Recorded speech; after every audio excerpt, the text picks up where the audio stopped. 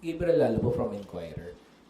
Just first question po, kasi nung weekend, over the weekend, may mga kumalat na rumors na parang nagkala mo na ng buhay daw po na parang ganun yung nangyari.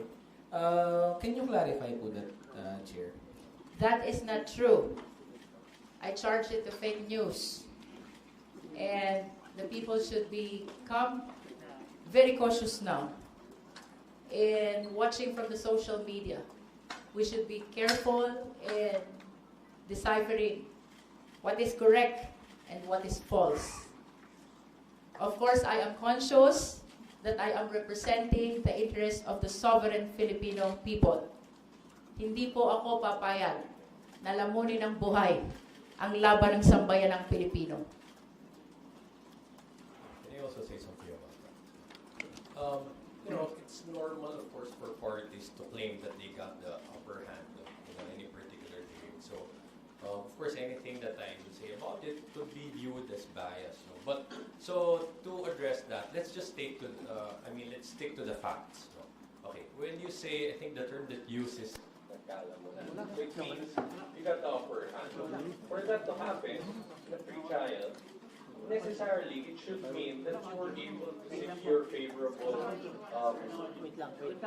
Wait lang po. Hello. Bunot eh.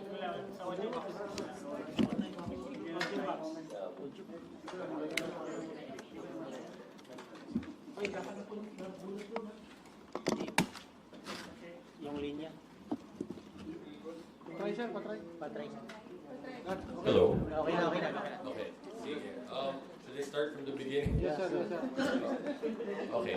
Sige. So, as I was saying, anything that I'll say about it, no, in terms of who really got the upper hand, of course, that will be viewed as bias. No? So, to properly address that, let's stick to the facts. Okay. When you say kinain, nakala mo na, what does that mean? No? It means someone got an upper hand, no, compared to the other. So, what happened? It's a pre-trial conference. So, in that context, to say that you got the upper hand, it should mean that you were able to get favorable rulings on your part. No? But that's impossible. Why? Because the clerk of the impeachment court cannot even make any rulings. No? So, that's factually impossible. Now, but what I can say also factually, no, is that we were able to secure or successfully achieve our goal. No? What is that? To ensure that the pre-trial would proceed in an expeditious manner. No?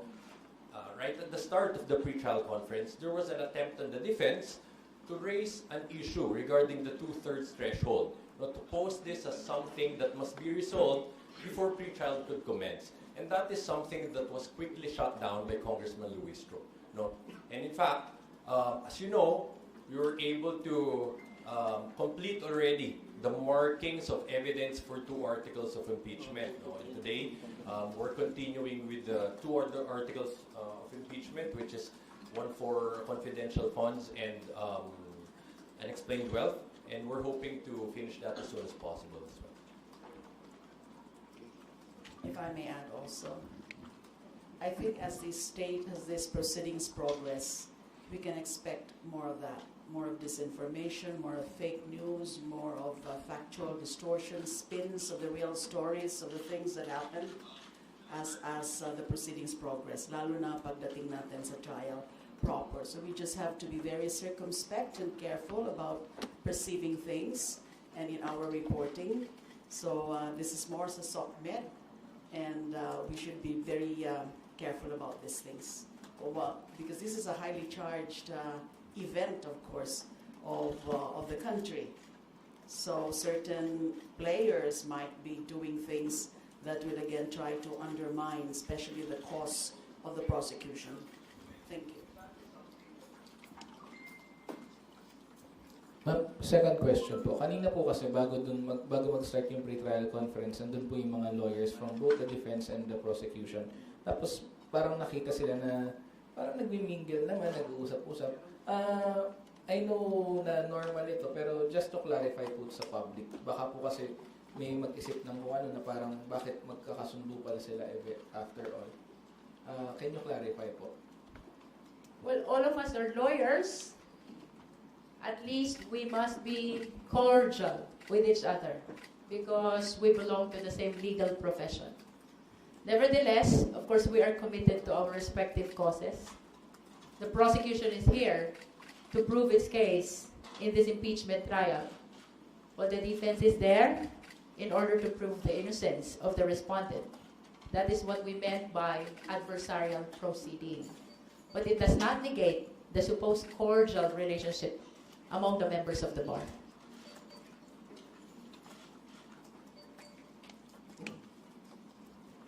Magandang umaga po. I'm Kenneth from The Inquirer. This question is addressed to Congresswoman Jinky Luistro. Ma'am, how would you describe the atmosphere of the pre-trial proceedings and what stipulation of facts, evidence, and witnesses have been established and admitted so far? Please understand that we cannot dwell on the merits of this impeachment trial, and that includes the details on the stipulation of facts, the list of witnesses, and even the marking of documents. Nonetheless, to respond to your question about the atmosphere is very passionate in a sense that the prosecution is very much committed to prove its case, while the defense is likewise very much committed to prove the innocence of the respondent. And a follow-up po. May mga records po ba, records, evidence, or witnesses that were contended by the defense panel or were stricken off from the trial itself? As to striking off records, that is not supposed to happen during PTC. Because by striking off, you are addressing the admissibility of the documentary exhibits. And that is not allowed.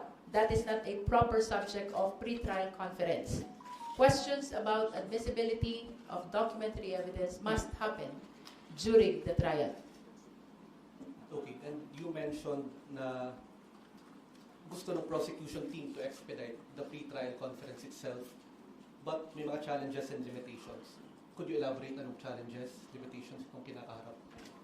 For example, today, we would like to have 3 teams for confidential fund.